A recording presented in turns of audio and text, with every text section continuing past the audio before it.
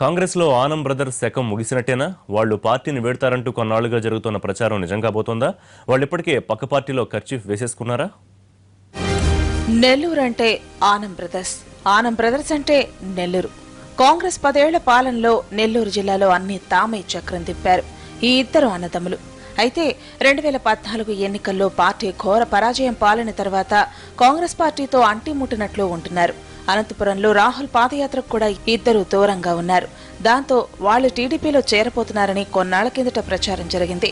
దీనికి Chandrababu green signal ఇచ్చారని, అయితే స్థానిక నేతలు ఒప్పుకోకపోవడంతో రెడ్ సిగ్నల్ పడిందని గుసగుసలు వినిపించాయి. బీజేపీలో చేరతారని కొన్నాళ్లు, వైసీపీలో చేరతారని మరికొన్నాళ్లు జిల్లాలో ఊహాగానాలు సాగాయి. కానీ ఆనం బ్రదర్స్ మాత్రం మౌనంగానే ఉంటూ వచ్చారు.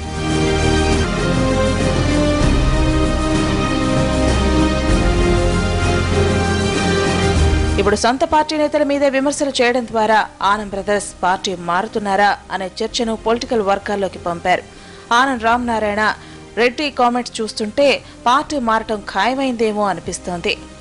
ఆనం బ్రదర్స్ కు సన్నిహితంగా ఉండే బొత్స సత్యనారాయణ ఇప్పటికే వైసీపీలో చేరాడు. ఆయన ద్వారా ఇద్దరు జగన్ శిబిరంలో చేరతారని ప్రచారం జరుగుతోంది.